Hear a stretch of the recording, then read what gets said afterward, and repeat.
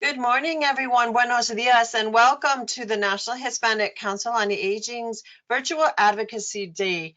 My name is Cindy Padilla, and I am the chair of the NHCOA Board of Directors. And it is my pleasure to moderate today's virtual event. And I'm so excited to be a part of the release of the executive summary of the 2020 Status of Hispanic Older Adults, Insights from the Field, Resiliency in the Face of Uncertainty. And I can tell you that today is bittersweet for me. I'm so happy to be able to be a part of our virtual advocacy day, but remembering a year ago when we were walking into the Camden office building, sharing coffee with all of you and really releasing our 2019 insights from the field report. So it's a great to be with you today. I only wish that we could be together again in person. But due to the ongoing COVID pandemic, the National Hispanic Council on Aging is continuing to develop innovative ways to engage, inform, and listen to our communities. For over 51 years, NHCOA has worked to improve the lives of Hispanic older adults, their families, and caregivers. And this year is no different. 2020 has been fraught with many surprises and challenges, not limited to COVID global pandemic, if that wasn't enough, but ongoing climate change crisis, an election cycle that has further polarized our country, and of course, continuing and growing racial unrest. The challenge of resiliency in light of the adversity 2020 has brought with it may seem daunting, but the dedication of community leaders, aging-focused nonprofit organizations, decision makers, and experts working together, we can find solutions on how to address the challenges faced by Hispanic older adults, their families, and caregivers. The 2020 Status of Hispanic Older Adults, Insights from the Field, Resiliency in the Face of Uncertainty, documents the information gathered this year about the challenges faced by Hispanic older adults and provides recommendations on how to overcome those challenges while we move forward together. This year has highlighted many areas that still need work. Some of those areas include health inequities, particularly for Black, Indigenous, and people of color, the need for inclusion of all communities in participation in health research, paid family leave, and the need for humane immigration practices. As we enter the last quarter of 2020, we take this opportunity to share the insights we have learned from the field on the topics of adult vaccination, obesity and hunger, participation in health research, paid leave, and of course, COVID-19. We are welcoming a panel of experts who join us today to provide context to the executive summary of the report. We are so happy that all of you have joined us this morning. It is critically important that together we ensure that all of our nation's older adults can enjoy these golden years in dignity, grace, security, and the best possible health. This virtual advocacy day would not be possible without the generous support of our many sponsors, and we'd like to thank them now. Pharma, AbbVie, Lyft, Verizon, Amgen, Pfizer Foundation, Herbalife Nutrition, and Lilly. To begin the virtual event, it is my pleasure to introduce President and CEO of the National Hispanic Council on Aging, Dr. Yanira Cruz. She is one of the nation's foremost advocates and spokespersons for diverse older adults and has been recognized for her commitment and leadership on behalf of diverse older adults. And I've had the opportunity and the pleasure to work with Dr. Cruz for many years. And I can tell you her leadership is not only needed right now, but very, very much appreciated. So Dr. Cruz, thank you for being with us and thank you for welcoming us today. Thank you, Cindy. Thank you for being here despite the distance, but we feel your warmth. Thank you for your leadership and for everything you do to make this world more just. So thank you, Cindy. Thank you. I also would like to echo a word of gratitude to our speakers, all of you who are here, Bob Blancado, Dr. Pacheco, Dr. Carrasquillo, Carol Joyner, Lauren Pungan, and of course our moderator and chair of our board, Cindy Padilla. So thank you for being here. I also want to say thank you and express our gratitude to Congressman Raul Ruiz, who has sponsored this briefing for the past 5 years, and this year is not an exception. And a special thank you to our Business Advisory Council for their steady support, especially during these difficult times. Thank you to all the participants who are joining us for this Capitol Hill briefing today. We have this opportunity to bring light to some of the pressing issues impacting Hispanic older adults, caregivers, and their families. And at the center of this conversation is COVID-19, impacting our families in a severe way. This morning, we will delve in some detail about what is keeping us up at night and causing uncertainty. And now I would like to ask for just a minute of silence for all those individuals who have passed away from COVID-19 or other illnesses connected to health inequities and lack of health insurance or police brutality. So let's take 1 minute.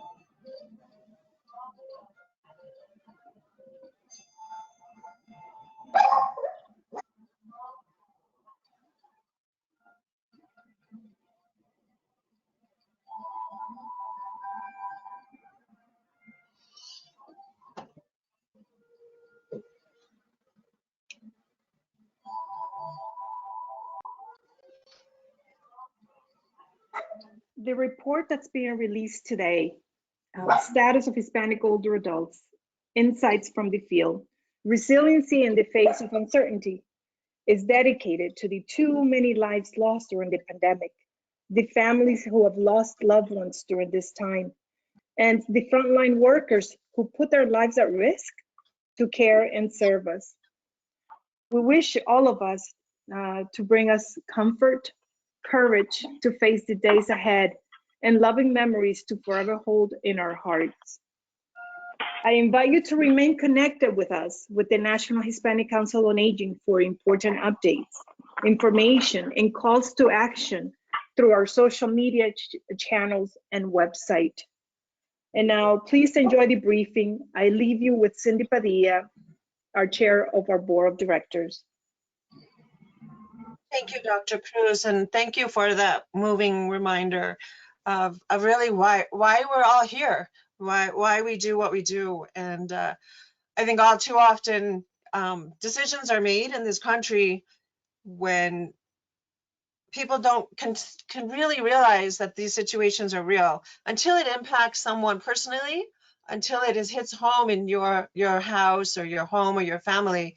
You know, it doesn't seem real, and so many decisions are made based on that. But Dr. Cruz, thank you for helping us and reminding us and keeping us focused on why we're here and why we do what we do. And again, thank you to all of our speakers, because they bring with them that expertise and that day-to-day work addressing older adults and the health of older adults. So thank you for what you do. We know that many vulnerable populations, including older adults, have been impacted due to delays in their care, while the nation has tried to flatten the curve of exposure during the first wave of COVID-19. One example is that many individuals have delayed going into their doctor's offices, resulting in a lag in receiving timely immunizations. Many immunizations protect people against vaccine-preventable diseases such as diphtheria, chickenpox, rubella, flu, and pneumococcal disease. Many older adults are at high risk for poor health outcomes if they contract the pneumococcal virus. The disease kills approximately 18,000 adults over age 65 each year. But the risk is even greater for the Hispanic community, who have lower rates of immunization against this disease. For so many reasons, some minority groups, including Hispanics, don't get vaccinated at the same rates as non-Hispanic whites. Some evidence suggests that this may be due to a sense of distrust of doctors and the medical community as a whole, or in other cases, the lower rates of vaccinations in our community speaks to the wider medical disparities that communities of color face. Our first speaker is Bob Blancato, who is the president of Mott's Blancato and Associates. And in that capacity, he also serves as the national coordinator of the bipartisan 3,000-member Elder Justice Coalition, the executive director of the National Association of Nutrition and Aging Services Programs, and the national coordinator of the Defeat Malnutrition Today Coalition. Bob is also a member of NHCOA's board of directors, and he is recognized as a national advocate for older adults and a policy expert. Today, Mr. Blancato will speak about adult vaccination. Bob, thank you so much for being with us.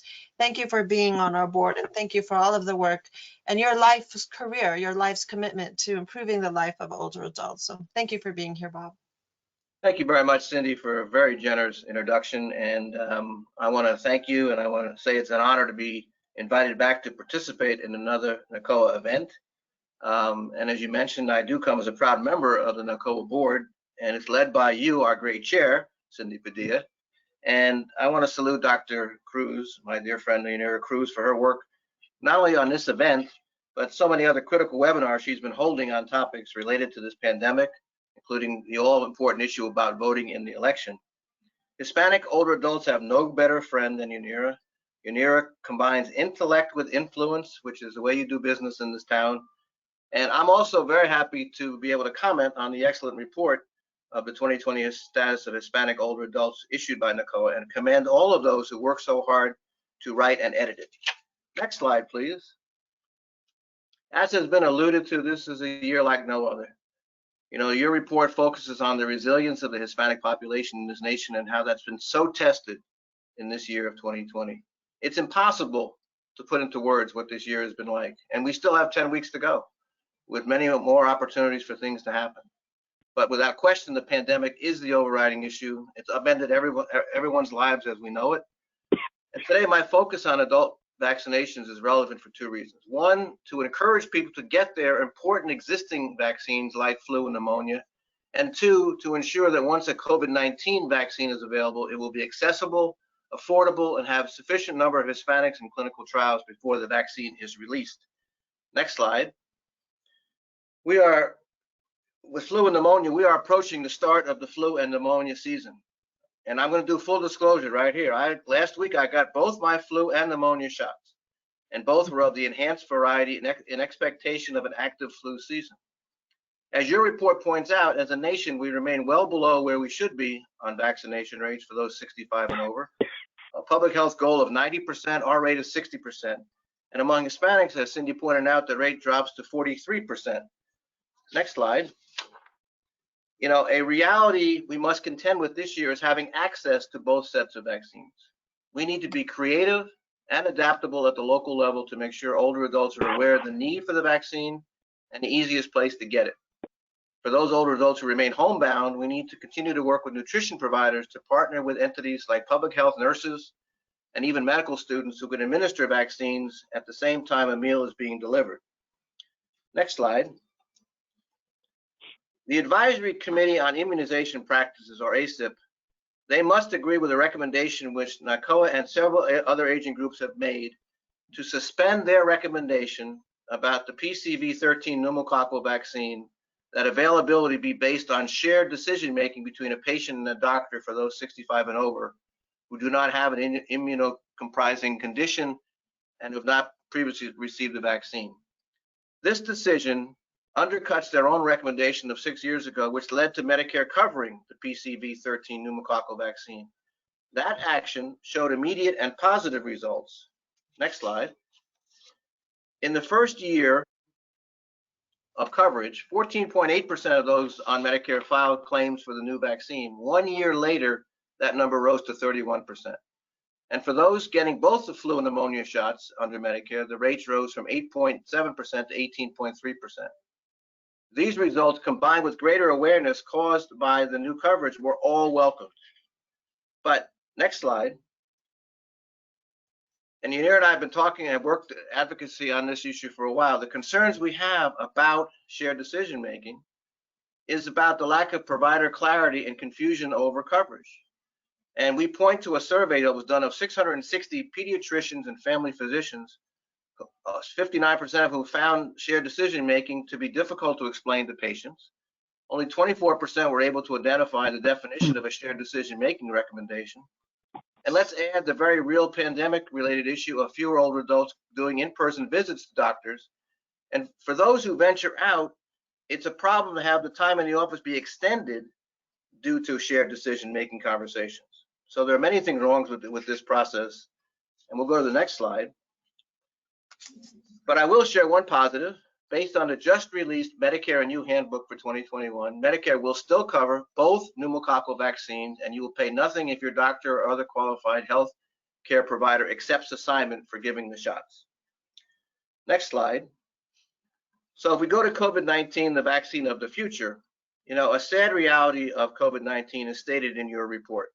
Now I will quote, the COVID-19 pandemic has illuminated existing health inequities. As publicly available data on racial and ethnic disparities related to COVID-19 surface, there are data that show that the virus has disproportionately sickened Hispanic communities in the United States, unquote. As stated in the urgency we now feel as a nation to have a COVID-19 vaccine produced, it must be accessible, affordable, and have the confidence of the public. Next slide. A poll done just this week by Morning Consult revealed that the share of adults who said they would get a COVID-19 vaccine dropped to 48%, the lowest number their poll has seen. And some of that relates to who participates in clinical trials. Another critical report point in your report is that while Latinos make up 18% of the US population, they are represented in less than 10% of clinical research and approximately 1% of participants in NIH-funded research. Next slide.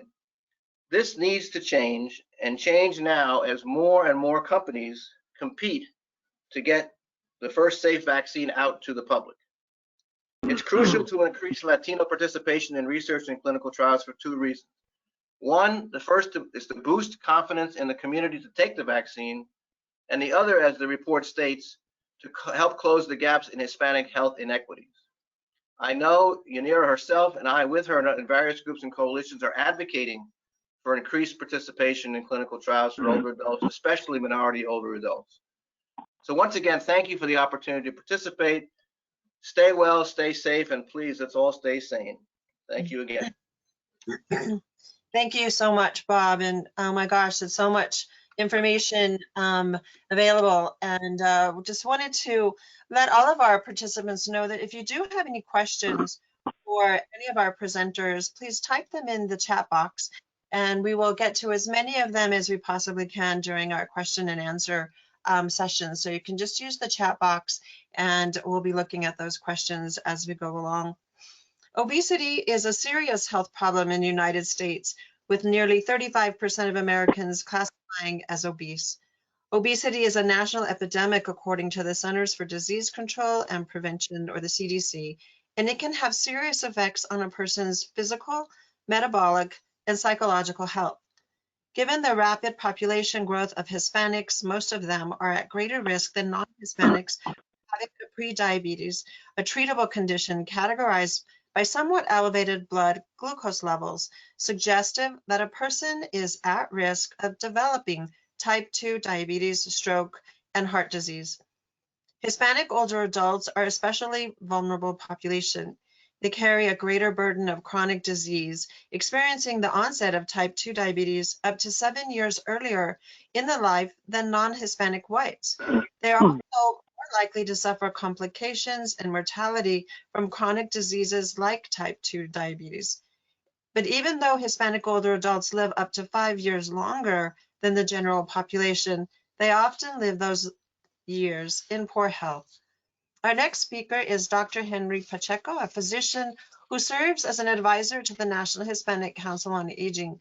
Today, Dr. Pacheco will highlight obesity among adults as a precursor to unhealthy aging. Dr. Pacheco, thank you so much for being with us today, and we welcome you to NHCOA's Advocacy Day. Thank you so much. Good morning. Well, I am very pleased to participate in this webinar organized by NHCOA, and of course, I'm thankful for the invitation.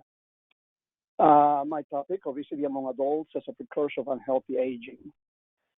Currently, over 60% of all Hispanic Latinos are either overweight or obese. Obesity being classified as a body mass index of over 30. Latinos are one of the population groups with the highest prevalence of obesity in the U.S. Approximately 45% of Latino adult population is obese, compared to the non-Hispanic whites at about 42%. This is alarming, not just for Latinos, but for the nation as a whole. Latinos make up 18% of the total U.S. population, but in about 30 years, we are expected to make up 25% of the nation's total population, and there's solid evidence demonstrating the negative economic and social impact of obesity on individuals, communities, and the nation as a whole. Obesity among Hispanics involves genetics, physiology, cultural factors, socioeconomic status, environment, and possibly other variables that are not yet fully recognized. The growing epidemic of obesity among Latinos may be due to changes in dietary practice, for example, higher consumption of processed foods, greater fat intake, and lower consumption of fiber, fruits, and vegetables that occurs especially during the acculturation process as people go from their native home-based diets to what is the traditional American diet. Current public health initiatives are seeking to address obesity among Latinos has expanded to include interventions for the prevention and treatment of obesity as a significant disease, given that it is a major risk factor for several non-communicable chronic diseases, as they were mentioned, hypertension, strokes, heart disease, arthritis, osteoarthritis, limitations in movement, respiratory disorders, dyspnea, sleep apnea, which themselves can lead to cardiovascular diseases. And of course, diabetes, high cholesterol, gallbladder disease, liver disease, fatty liver, and certain cancers are associated with obesity. And of course, not to mention depression, which is also highly prevalent among Latino adults. Therefore, as you can see, obesity has a tremendous impact on the health of Latinos. More recently, it's also becoming evident that the outcome of COVID infections is much worse among patients that suffer from obesity, diabetes, cardiovascular disease. And this may explain, in part, why greater number of Latinos have significant complications and mortality due to this pandemic. In addition to genetics and other predisposing factors to obesity, there is sufficient evidence that links modifiable risk factors such as physical activity, poor diets, to the development of obesity. It's not surprising that Latinos are also less likely to engage in leisure time physical activity and consume less fruits and vegetables, but also include higher amounts of fat and other energy-dense foods in their diets. Latino diets in the U.S. have been significantly modified from what they were originally consumed in their home countries. A diet more inclusive of high carbohydrates and lower nutrient value processed foods, typical of the North American diet, especially among people living in poor neighborhoods with limited income and limited access to healthy foods. The rate of obesity has doubled among Hispanic youth in the past decade, and Hispanic teenagers are twice as likely as their white counterparts to be overweight, an urgent problem that will only get worse as these young people get older. Although it is urgent to address obesity at any age, especially knowing that people, as they get older, chronic disease and other physical and mental burdens are brought about by obesity become frequent and significant burden among adults, leading to serious consequences related to disease, disability, and significant decrease in the quality of life. General adiposity and abdominal adiposity are also strongly linked to premature death.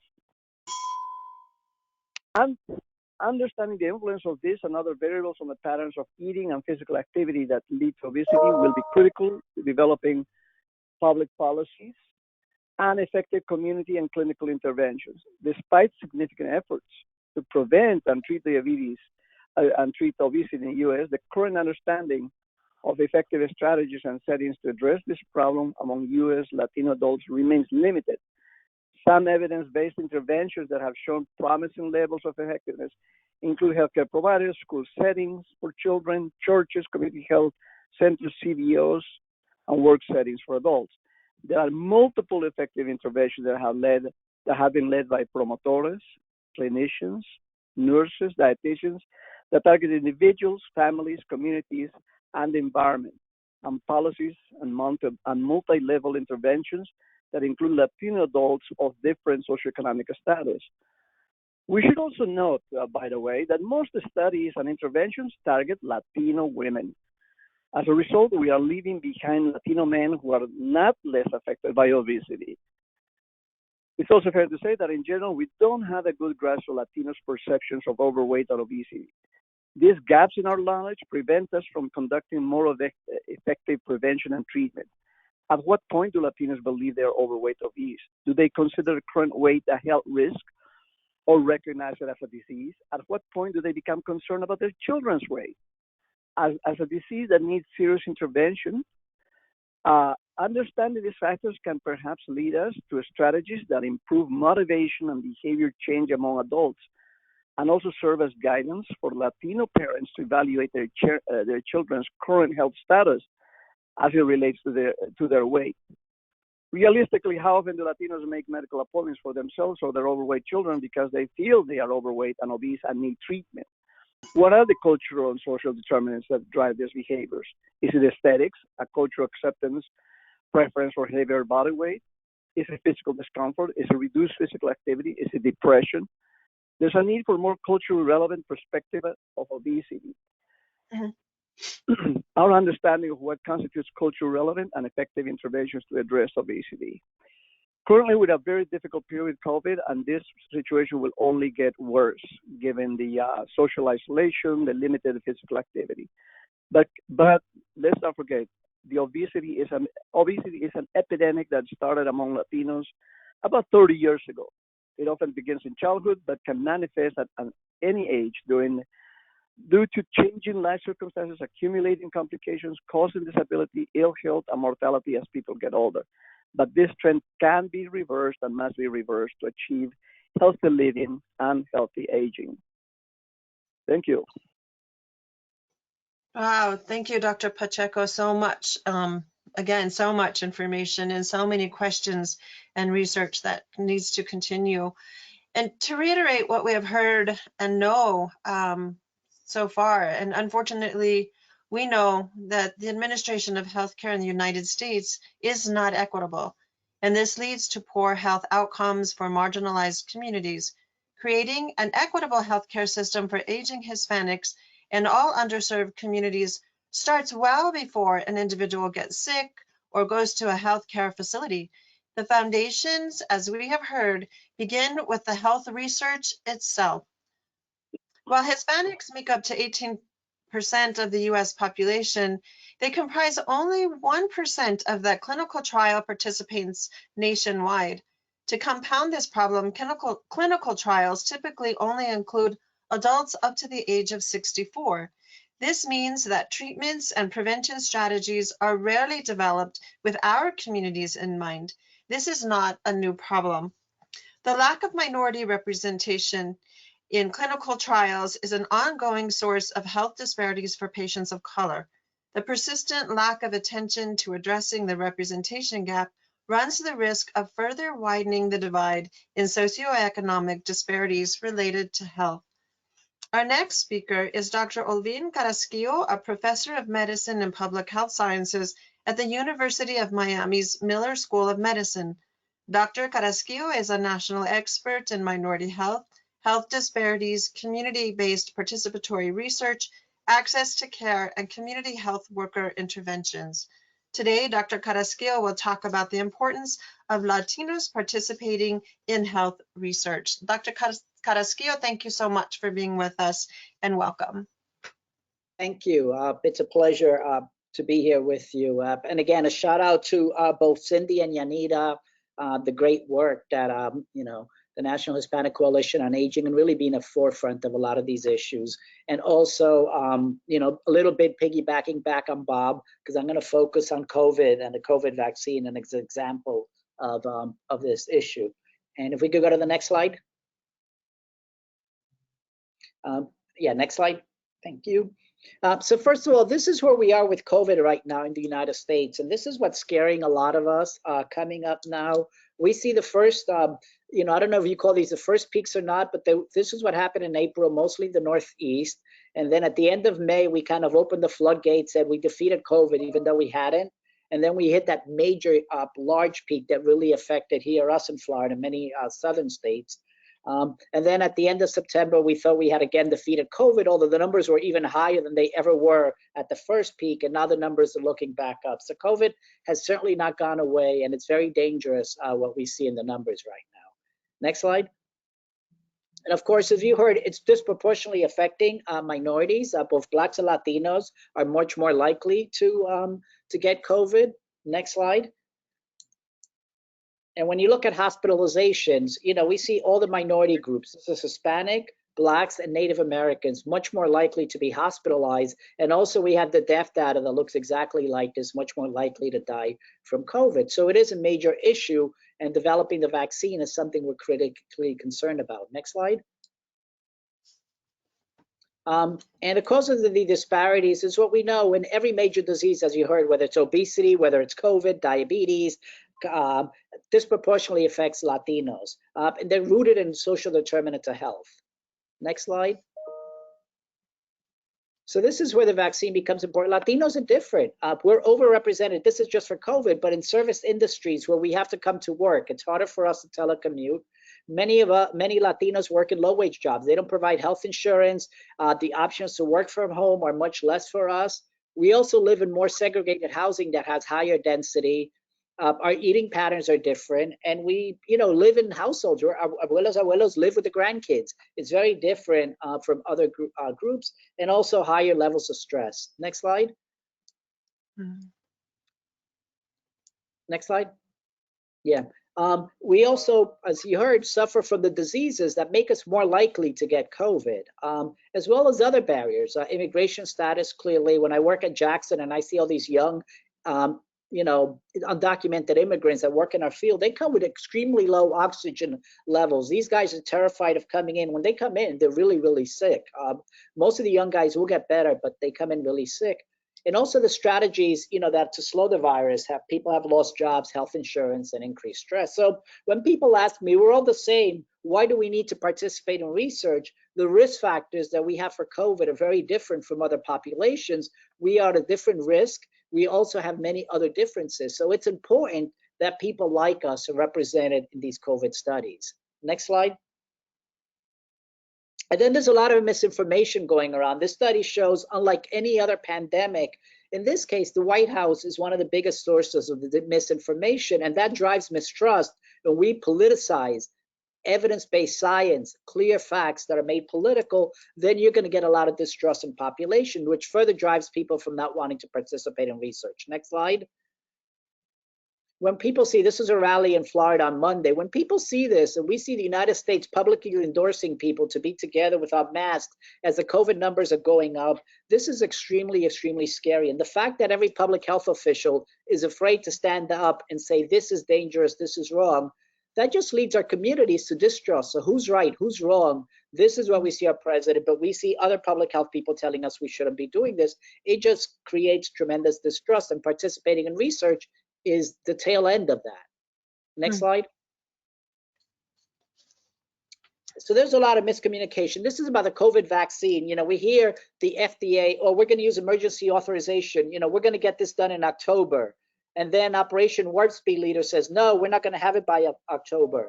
The CEOs of pharmaceutical companies say, we're going to promise to do this ethically and sound scientific principles. But what that shows to people, it's a lot of confusion. The Pfizer CEO then says, yes, we're going to have it by October. The CDC is already beginning to preparing the vaccine. This leads to a lot of confusion and mistrust among people when the federal government can't get their messaging straight on this. Next slide.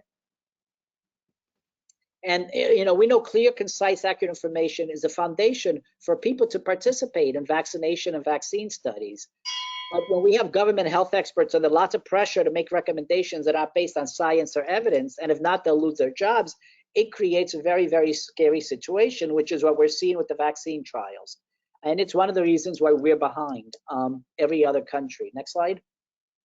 So for the vaccine, next slide, press it again.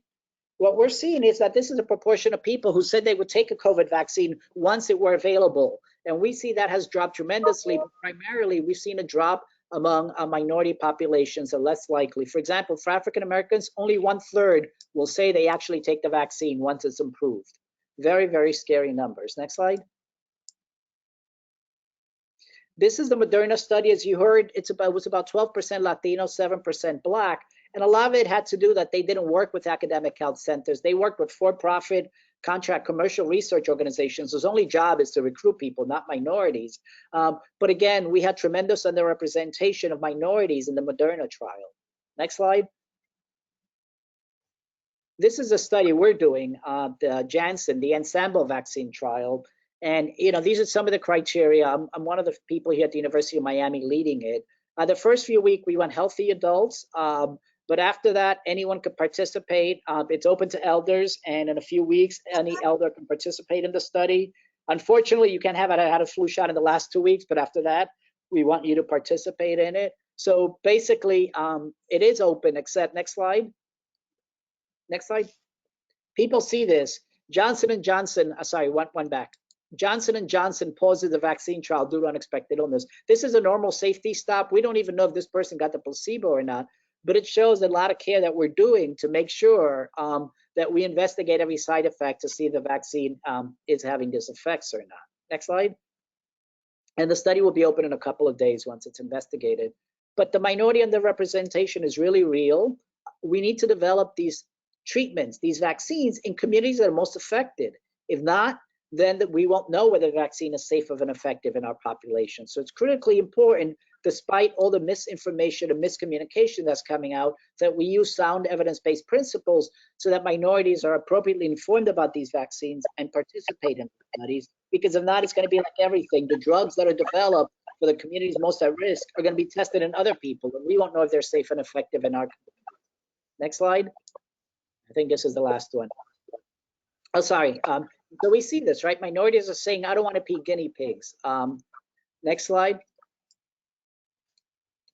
And so what we can do is, initially it was about trying to get minorities to trust more, but the research process, which is really important because of prior abuses.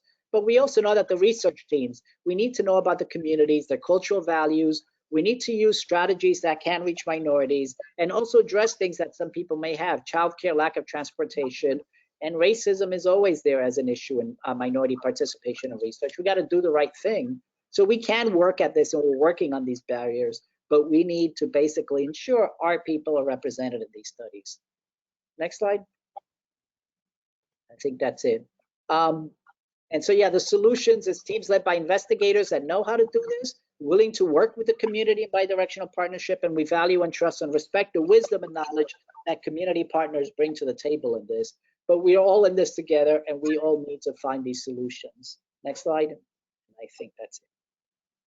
And then finally, this is our group called the Florida Community Engaged Research Alliance Against COVID.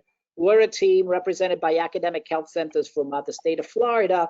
There's 11 of these in every state, 11 states, the highest priority states. And so we're working as a team to address disparities in each of these states. I'm highlighting Florida, but there's 11 other states. We have people up working in Tallahassee, FAMU, here in Miami, it's University of Miami and Florida International University. We have Moffitt up in Tampa, and University of Florida is working in Gainesville and Orlando. So we want to work with all these teams to address these disparities and make sure that minorities are adequately represented in COVID research.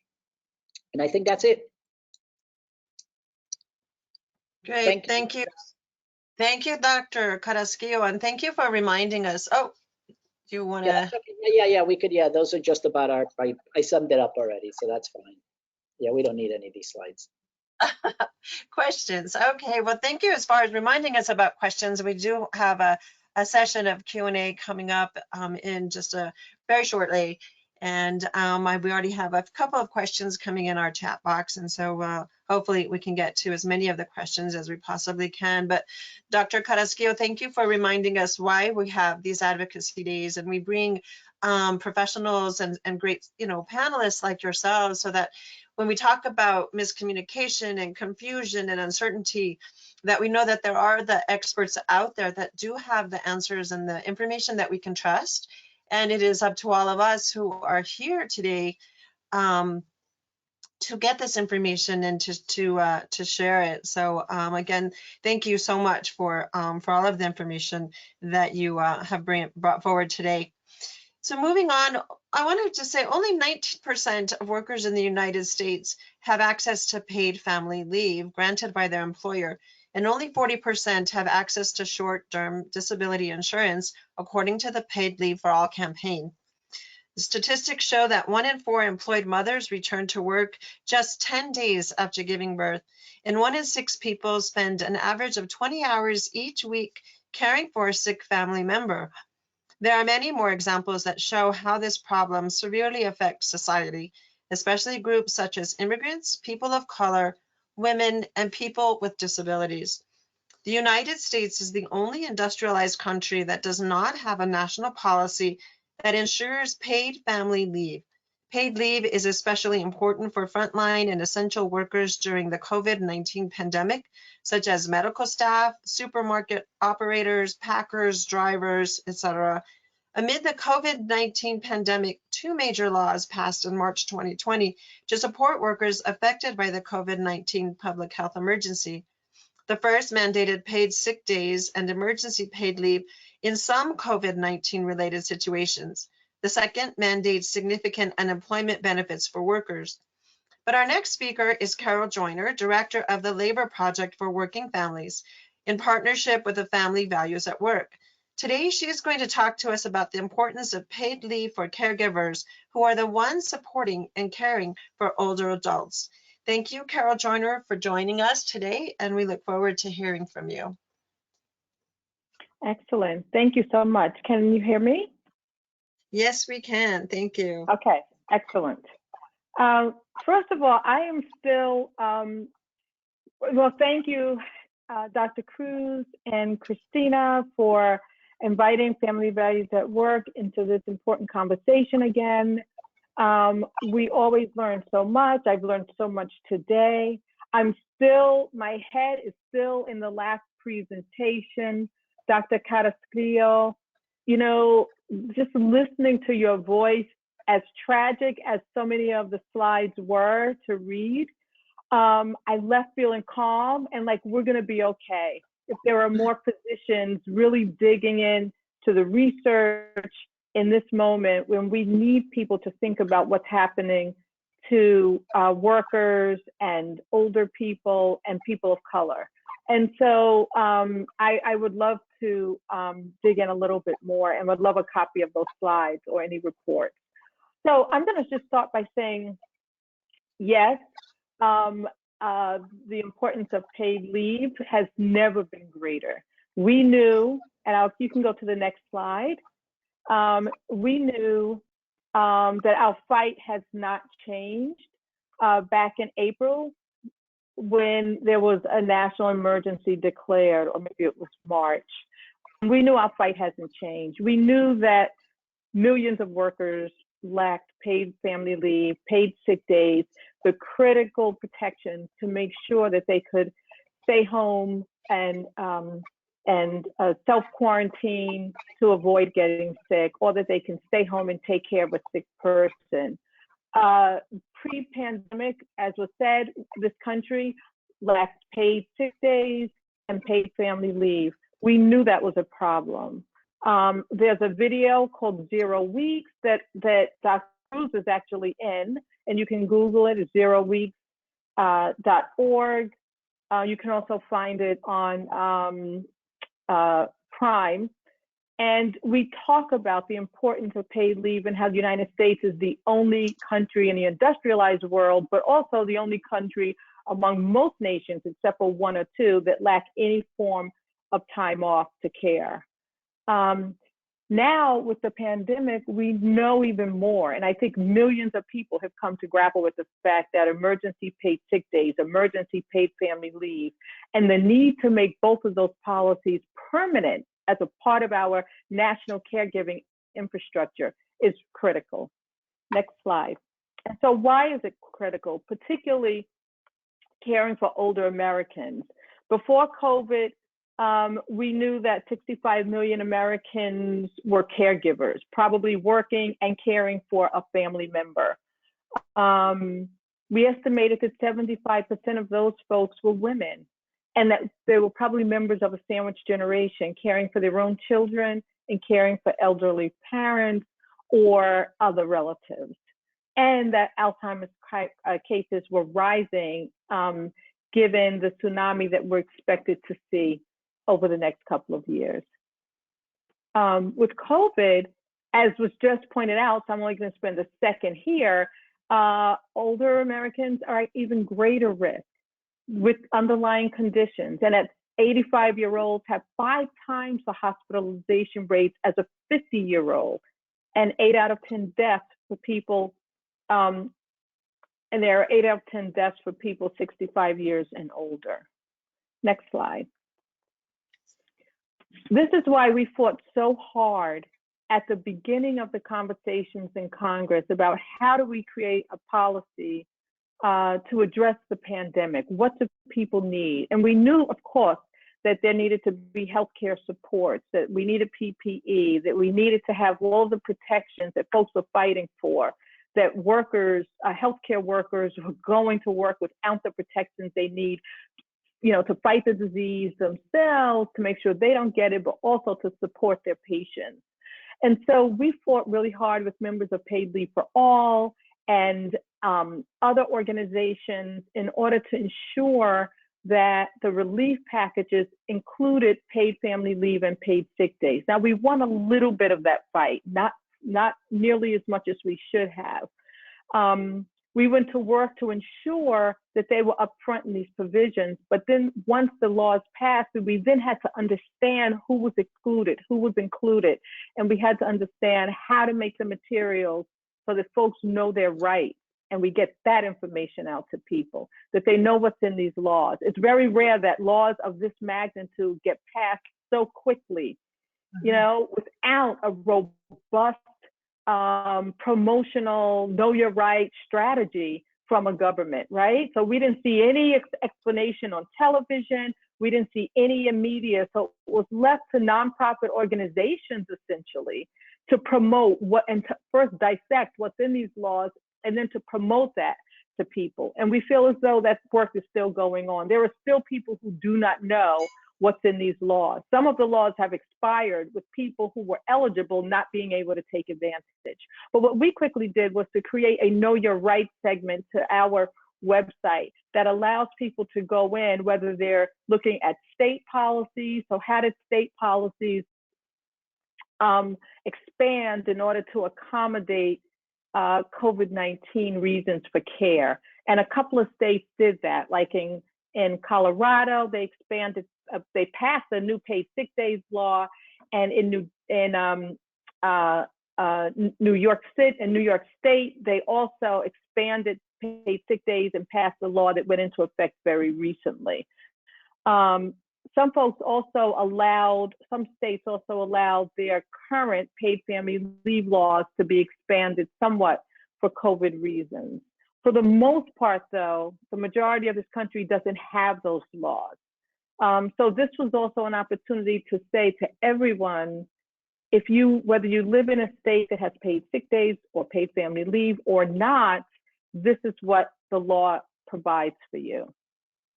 Next slide. In general, what was passed with regard to time off is a paid sick days law, public health emergencies. And so this paid sick days law allowed for people to take time off to care for themselves if they've been affected by COVID, right? These are the reasons before you of when people could use the law, but it excluded a lot of people. It applied to all public employees, and we still are hearing stories of people who have been excluded. It applied to private sector employers under 500 workers. So if you're a private sector, a large private sector employer, think Amazon, Walmart, your workers were not covered. That's a lot of people. If you were self-employed, you were covered. And there was a special rule excluding healthcare emergency care workers, which I believe will be dissected for years in history. How that population of people gets excluded from a paid sick days law in the midst of a pandemic is beyond me. They are the most vulnerable and they're excluded. Some businesses under 50. So you have the large employers and you also have a group of small employers that the Department of Labor interpreted could also be excluded with regard to school closures. And what it did, paid 80 hours, only 10 days essentially of sick time, up to $551 a day or $5,000 in total. And that's only if you were caring for yourself affected by COVID. If you were caring for a sick family member or for school closures, it only paid 2/3 of that amount. So there's a disparity in caregiving in this country that says if you care for yourself, it's one rate, and if you care for other people, you get less money. Well, your bills don't change. They remain the same, right? So that was the paid sick days policy. Next slide. For paid family leave, which we fought so hard for, this policy meant that if you were sick, and we all know now that the 14-day period for recovery from COVID is, possibly true, but for many people, it's a much longer recovery. And so we really fought hard for paid family and medical leave so that everyone could recover for a longer period of time if they needed to, that you would have 12 weeks for people who, because of their age or because of comorbidity situations, that they would have a longer time to recover. We didn't get that. What we got in this bill was paid leave if your child's school is closed, and only if your child's school is closed. So only parents with children, school-age children, could actually take time off, or other relatives who are responsible for those children. It's 12 weeks of job protected leave for COVID-related school closures. The first 10 days are unpaid. However, you could, if you were eligible for the paid sick days, use those 10 days and then begin to collect for the longer term leave. 2/3 of the wages, again, because you're not caring for yourself, you're caring for a child because their school is closed. And in all cases, employers are reimbursed from the federal government. So this is what I didn't, what wasn't appreciated was that, you have our tax dollars essentially reimbursing businesses to provide these benefits, and yet there are so many carve-outs. Next slide. What also happened, as was mentioned in the CARES Act, is that people looked at, well, the policies around paid sick days and paid family leave keep people attached to their workplaces, but there were a lot of people being laid off. And so the expansion of unemployment insurance, needed to happen. And they quickly included 3 new policies, temporary policies in unemployment insurance. I'm going to talk about the 2 that continue to exist today, because the most far-reaching policy expired on July 31st. So the pandemic unemployment assistance essentially said, if you currently are eligible for unemployment insurance in any state, this gives you a little bit more money, right? It boosts the amount of money that you will be getting. It extends your regular UI. It allows for people who are self-employed, who have short work histories and wouldn't normally qualify. If it's caregiving related to COVID, they could apply for this funding. It expires at the end of the year. For the PEUC, the Pandemic Emergency Unemployment Compensation, that gave more time. Like one gave more money, this one gave more time. When you exhausted your time, and remember in state, the unemployment insurance, the time that you have isn't always 26 weeks. It used to be for most states. It varies now depending on the state. So this taxed on 13 additional weeks once your state unemployment runs out. But you have to already be eligible for unemployment insurance, right? And that also expires December 31st. The more far-reaching policy that bolstered both of these was the Pandemic Unemployment Compensation that allowed anyone, basically, if you were not eligible for these two programs, if you had never been eligible for unemployment insurance, it gave you a bolster of $600 a week to survive essentially during this pandemic. That has expired, and that is why people right now are struggling so hard with, you know, possible evictions, food insecurity, and other crises. Next slide. For all of these policies, what we learned through a report from the Center for American Progress is up to 106 million workers were probably excluded from these coronavirus relief policies. 106 million workers. And 1 in 4 of them were essential workers.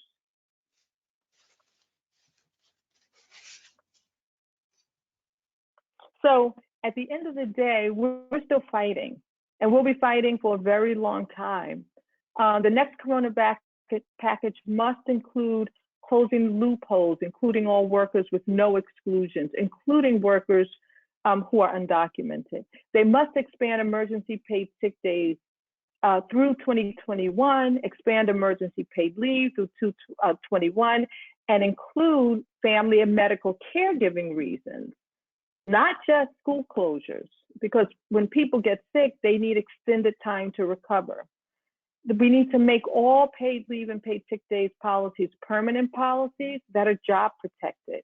We need to maintain the UI policies included in PUC and extend them through 2021. We must fund our city and state governments because they're doing the work to make sure that hospitals remain open, that workers have what they need in order to provide these services to sick people, that we can manage on a state and local level the protections needed to fight COVID. And then we also have to ensure that there's it's a typo there. We also have to ensure, you know, health coverage for everyone. It's impossible to be treated if you don't have health coverage. Finally, childcare is important. Many centers have closed. They say that about 1/3 of the childcare centers probably will not reopen because they've operated on such small margins. And we're advocating passage of the HEROES Act and fighting for its provisions. We're hoping, and you know, and even in the HEROES Act 2.0, we're hoping people will contact their senators in order to make that happen. Thank you. Thank you, Carol, so much, and thank you for fighting for us. We certainly are very fortunate to have you and your organizations there fighting for all of our populations.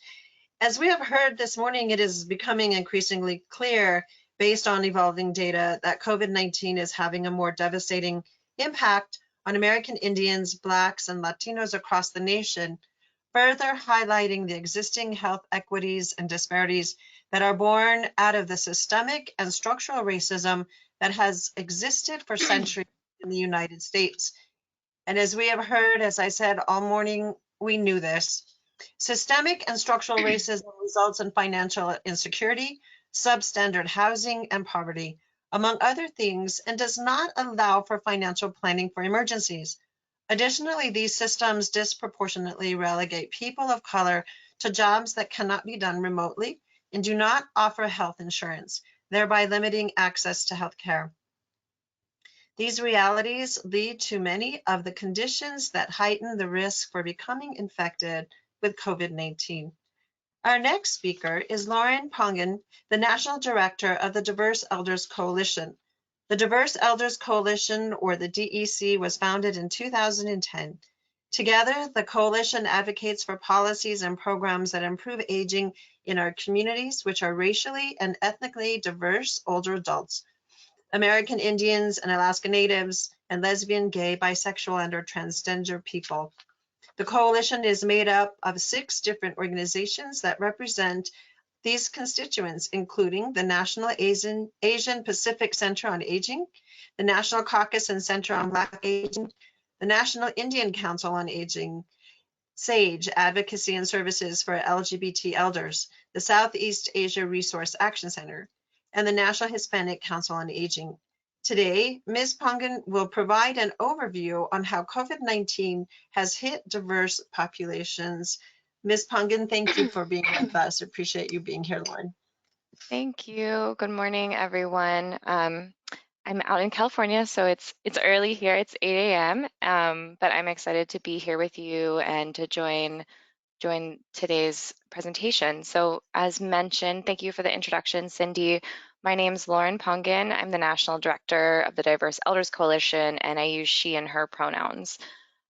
Cindy gave that wonderful intro covering the communities that we work with as part of the DEC, which, as she mentioned, is a coalition of 6 national organizations advocating for policies that support older adults in those communities. So I'm going to go over the 6 different communities that the DEC works with today and talk about the impact of COVID on the aging populations in those communities. But I wanted to just say up front that none of the data that I'm presenting is completely comprehensive, and between communities, you will hear, it may sound repetitive or redundant, but that's because a lot of the needs of the different communities have strong alignment. So about a year or 2 ago, the Diverse Elders Coalition started to do a literature review about the needs of caregivers for diverse elders, and we developed a curriculum about ways that providers, et cetera, could support caregivers for diverse elders. But when COVID-19 occurred, we realized that we really needed to reassess the impact on diverse caregivers.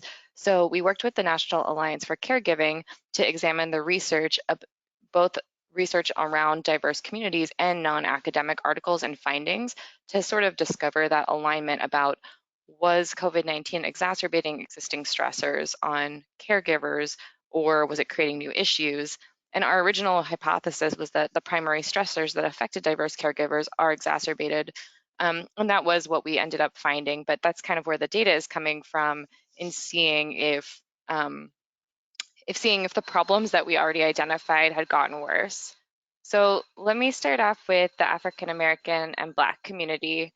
In the African American and Black community, which is at high risk of severe COVID-19 outcomes due to health and socioeconomic disparities. So some of the health disparities that increase risk include cardiovascular disease, hypertension, and diabetes.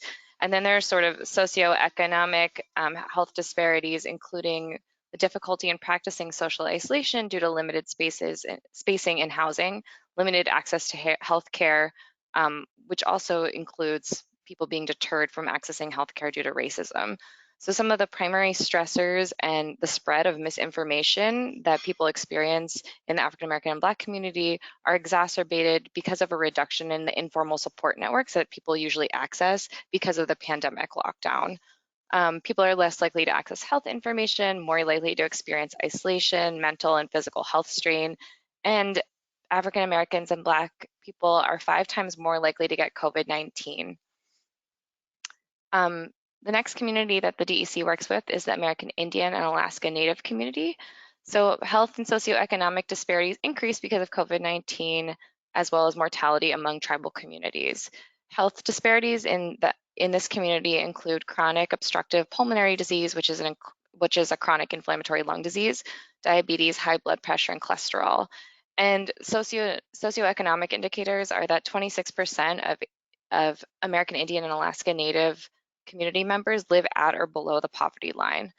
Also, as we know, a lot of communities, not all, because many of these community members are also in cities, but rural communities from this demographic face barriers to healthcare, including resources and health services scarcity, increased risk of information, and people are really isolated, and there's not enough mental health support systems in place to support the needs in rural communities. The next community we work with is the Asian American community. I think, as many people observed, especially earlier in COVID, but continued until now, there's a lot of xenophobia and discrimination around Asian Americans, and the way messaging has been put out around the pandemic and the causes of COVID-19. A lot of people are blaming Asian Americans. So there is observed decrease in likelihood to utilize formal supports, to utilize mental health services. Also in the Asian American community, a lot of older adults have limited English proficiency, and so do their caregivers. So people are at higher risk of strain and depression. What we found in our original study and as part of our curriculum on how to support caregivers was that any caregiver supporting an older adult who has to perform cultural tasks experiences high levels of strain and depression. So when we say cultural tasks, we mean people having to interpret information from in language to English or vice versa, providing translation assistance, or helping with legal paperwork, including immigration forms, etc. So all of those things are exacerbated not only by COVID-19, but again, by some of the xenophobia and discrimination that are happening at the national and international level, frankly. In the Hispanic and Latinx community, people are disproportionately affected by COVID-19 in all aspects. So Hispanic and Latinx Americans are 3 times more likely to get COVID-19 than their white counterparts. In New York City, COVID-19 cases among Hispanics was higher than any other ethnicity per capita, just as an example from the earlier days of the spike seen in New York City. Often people who are in multi-generational housing don't have options for spacing for social distancing adequately, and there's a higher likelihood of COVID-19 exposure and transmission. Some of the indicators for health issues include obesity, diabetes, and vascular dementia. And then for socioeconomic indicators, a lot of people are in rural communities, again, without necessarily access to adequate health and mental health services to support them in this time. 2 more communities left. I know I'm running close on time, but in the LGBT community, caregivers are less likely to utilize health services due to historical discrimination. So that can lead to severe COVID-19 among outcomes among LGBT caregivers. They're also less likely to have health insurance than heterosexual counterparts and less likely to report COVID-19. Also, socioeconomic disparities place LGBT caregivers at greater risk of COVID-19 infection and death. Some of the indicators include food insecurity, homelessness, unemployment that disproportionately affects the LGBT community, as well as caregivers reporting dealing with mental health strain. Stay-at-home orders may worsen social isolation among LGBT caregivers and older adults, as LGBT older adults are less likely to maybe have biological kids, but will have chosen family as caregivers. I heard my bell. I know I have 1 minute, but really quickly, I just wanted to go over Southeast Asian Americans. So some Southeast Asian Americans are also experiencing heightened attacks, xenophobic attacks, as well as discrimination, similar to the Asian American community more broadly. Many Southeast Asian American caregivers are limited English proficient as well, so they have less access to reliable information, and their isolation may lead to more mental health strain. Similar also are effects of living in multi-generational housing, which means that it's difficult to do social distancing and more people are at risk of exposure. I know I'm out of time, but I will just also say that these findings are reflected not only in our curriculum on ways to support caregivers of diverse elders, but also because of COVID-19, we conducted a second literature review and have made an addendum to the curriculum to include findings around COVID-19 and how we can support caregivers of diverse elders through the COVID-19 pandemic. So if you're interested in hearing more, I encourage you to go to diverseelders.org/caregiving. to sign up for a training or to receive more information. And thank you so much to NHCOA for hosting today. Lauren, thank you so much for that information. And I think, unfortunately, it's taken a global pandemic to illuminate just how severe these existing health inequities are and have been. So thank you for sharing that information with us. And thank you for covering all of the populations that you serve. So thank you for that. We now are moving to our question and answer session. And before we get to that, I have a couple of questions in the chat box, and I'm going to get to those, but please feel free to add additional questions. It's not very often that we have such an excellent panel of experts that, we can actually, kind of pick their brains and get involved. But I want to thank our panelists and our speakers for joining us. Because of their information and expertise, it helps us to stay informed. And as we think about and know that, there is so much confusion out there and so much uncertainty, as, Dr. Carrasquillo illuminated and told us, it's important for us to stay informed and to get involved. So our first question, I think, actually does go to Dr. Carrasquillo, and the question is, as a Hispanic clinician scientist in Texas, I struggle with getting more Hispanics into our studies. Can you share some resources or expertise on how to better engage Hispanics and get them into our studies? Hi, how are you? Yeah, so what we do here at the university, what we do here in South Florida, a lot of it is you got to develop materials that are culturally competent. We look a lot of the stuff, even some of the stuff that's for Latinos is made for other Latinos, like here in South Florida, we don't use cactuses or Mexican hats. So you got to develop culturally competent materials. Our community advisory groups help us a lot with that. Then you have staff that's culturally competent, staff that looks and works like you. We use our promotoras, for example, to help recruit into the research studies. And you also need lead investigators that know our communities. But really, you got to show people that you trust them, that you value them. They're not just research subjects for the research. You're here to help them for the long term. And, we're all Latinos. Once you establish that level of trust and empathy, then they're much more likely to participate. But if you have somebody that doesn't speak your language, doesn't understand your culture, and is coming to you and says, hey, we haven't studied, you want to sign? Yeah, those approaches are not going to work. So it really needs to be a culturally informed, community-based approach. Do you have any resources or any place where an individual might want to go or could go perhaps on the web to or contact you or get some resources? Yeah, send me an email. Yeah, for the COVID, for example, right now, the NIH is making a lot of the materials for the COVID studies that's culturally appropriate. So if you send me a separate email, I'll be glad to send them the links that we have for the COVID vaccine study. Thank you so much. Another question, and I think this, perhaps we could get all of our panelists to weigh in on this. The question is, messaging and language is important. Words matter. Can we agree that using a term like minority, although widely used in institutions, we should model as professionals that there are other terms and phrases that are more affirming and less deficit-based? Perhaps you could all answer that question or give us your insight. Maybe I can start with, I'm gonna just go, Lauren, would you want to start? I'm gonna go and pick on all of you a little bit, Lauren. Sure. So I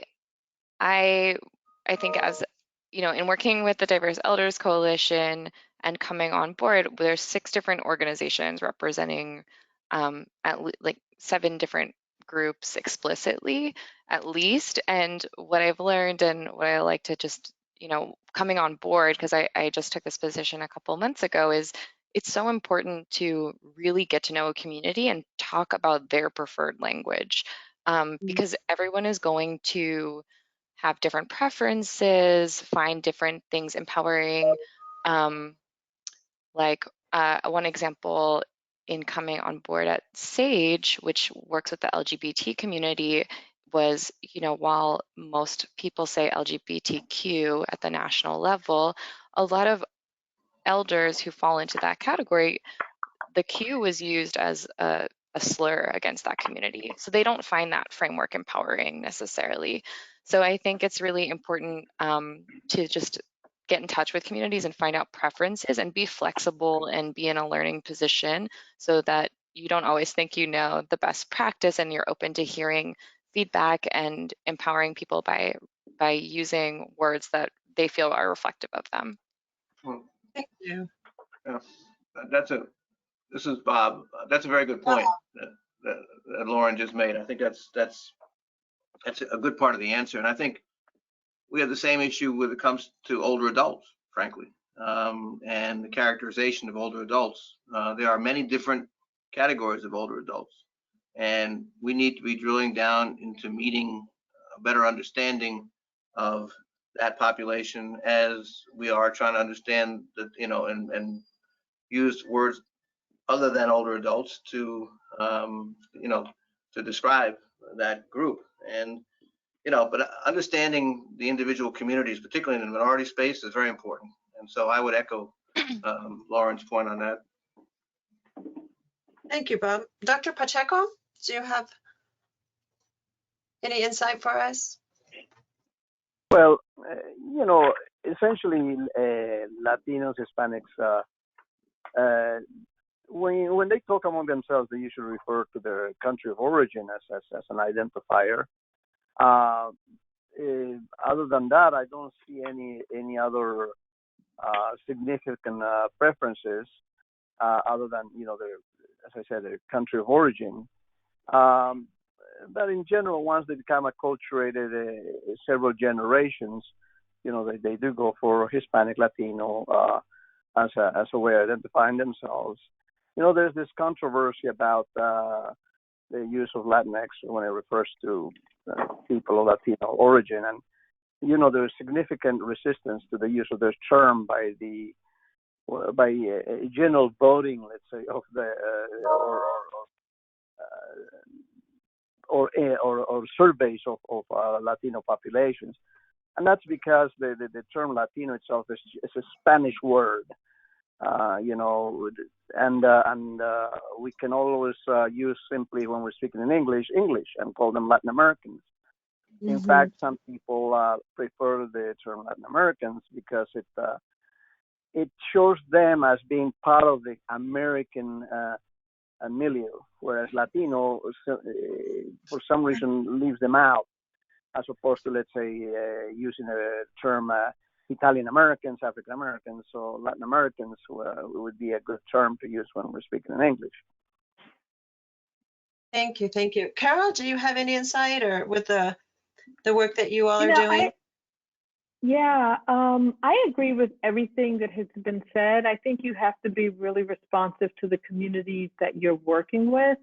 I know in the Black community, there are people who, you know, prefer to be called African Americans.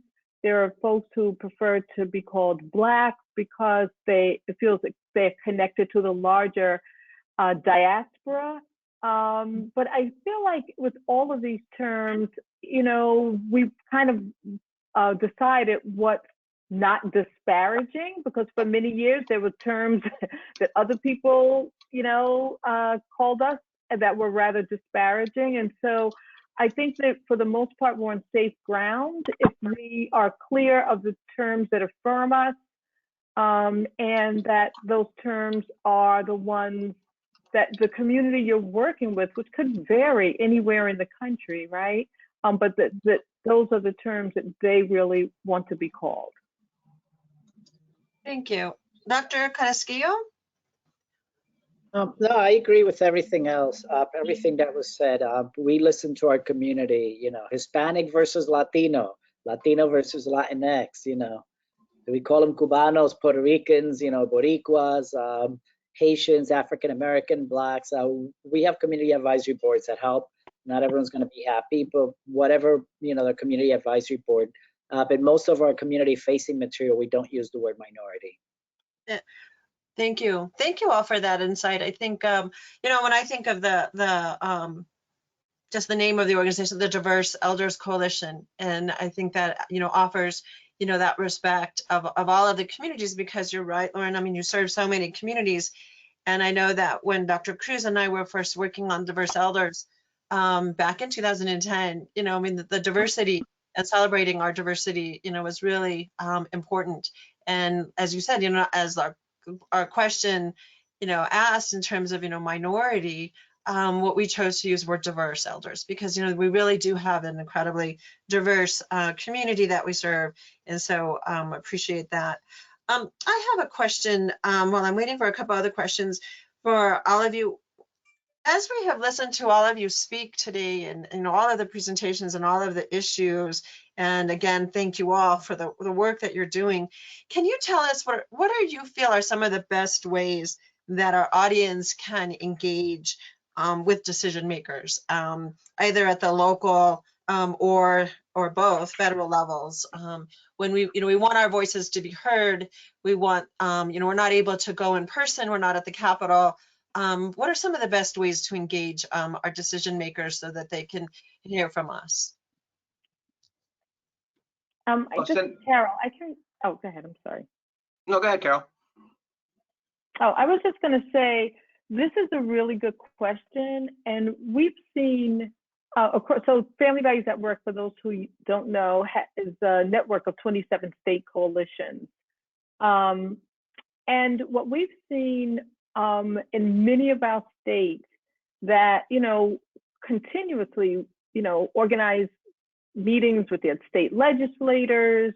They do lobby days. They're in their state houses. They have those relationships. Many people have said that if the state legislatures are open now, and some are not, right? Some have, shut down, for the year. Maybe they'll open back up in January. But if they're open, even when they were back in the spring, that they had a little greater access to them, because they had fewer meetings, because, it was COVID and everyone was trying to figure out how they were going to work. And they actually had greater access. There are folks in California, our network in California, they met with almost all of their state legislators just to do kind of a check-in.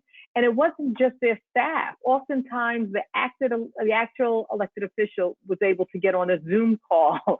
It just seems like, people are a little bit more accessible. And so I think that just remembering that just because there's a pandemic doesn't mean folks are less available. It might mean that in some cases that they are more available. The flip side of that is that the state legislatures that have not already voted to have virtual meetings and virtual hearings and virtual briefings and all of that, that those legislatures probably people have less access to. So one of the things coming out of this that I think all of us are fighting for is, how do we keep government going in the midst of a pandemic or other type of health crisis? And one thing is having the laws in place to make sure that people can participate, whether it's virtually or in person. Thank you. Bob, that point is definitely, I agree with that point a lot. I also think that two other things come to mind. One is, being affiliated with associations like NHCOA. I mean, individuals can have a louder voice if they are members of associations that advocate for them. They can facilitate, the association can facilitate the communication. But I'll give you a perfect example. Some of the work we do in the nutrition space with our group called NANAS, the National Association of Nutrition and Aging Service Programs. Folks in Congress came to us when the pandemic began and said, what do we expect to happen on the ground in terms of meal delivery and what's going to happen? And, those same members that would advocate with their members came to us and gave us the information. We went to Congress and said, we need X amount of money to get these programs to run, and that money was provided. So it's being able to both use your own voice, but also use the voice provided to you by joining an association that I think makes a difference. And of course, the last point I would make, everybody, despite what will be challenges, everybody needs to vote. Everybody needs to vote in this election, because that's still where everybody's individual voice counts. Anyone else on our speakers would like to talk about engaging? I know that, I think often of my father and my mother, older adults, and my father was, born in a small town in rural New Mexico, didn't speak English till he was in the 3rd grade. And, now, I mean, when you talk, Dr. Carrasquillo, we talked about trust and confusion and uncertainty. And I think that, when we talk to the older adults in our populations that we serve, it's,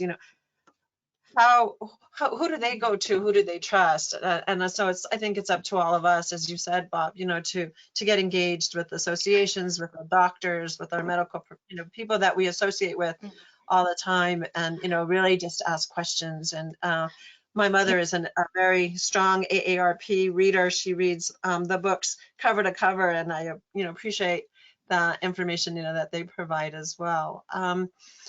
Could I add one thing too? This is Lauren. I just want to elaborate on what Bob mentioned already too, with regard to coalitions, and I forgot who responded originally to the question, but I think looking beyond state legislatures right now, your member of Congress at the federal level, they're accepting online meetings. So it's actually more accessible than before because their staffers at the Capitol, not just at their state, not in their district offices, but in the Capitol, they're taking meetings virtually. So we no longer have to do fly-ins.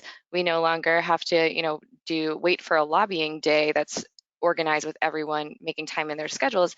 You can just try to schedule with a staffer and start that relationship at a distance and hop on the phone. And it's never been easier to arrive in coalition because it's just a phone call. It's just 30 minutes or an hour. So I would encourage, taking that learning around coming as a coalition, coming in community, but then trying to access your member of Congress remotely, I think is a really great relationship to start right now. It's one of the few benefits of COVID. And members of Congress, they love coalitions and organizations showing up, but they never listen more than when you have a constituent from their state, especially, with election on the near schedule. So just encouraging people to reach out and find out the federal offices for your members of Congress to start that relationship.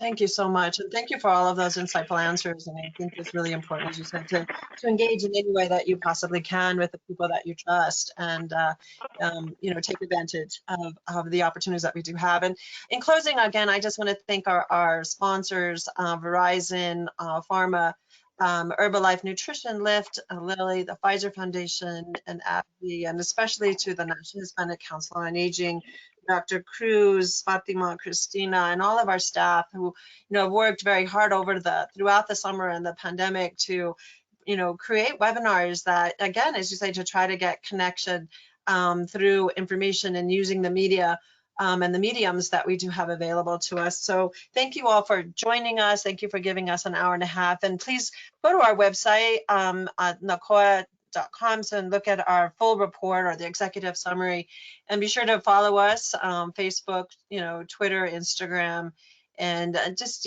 stay engaged. If you have questions, you can always contact us via our website. So again, thank you all very much for joining us this morning. Thank you to our speakers, and thank you to the National Hispanic Council on Aging. I hope you all have a wonderful and a very safe day and week. And as Bob said, vote. Great. Thank Thank you. you so much for the invitation. Thank you. Thank you. Bye-bye. Thank you. Bye-bye. Thank you so much. Take care. Bye-bye.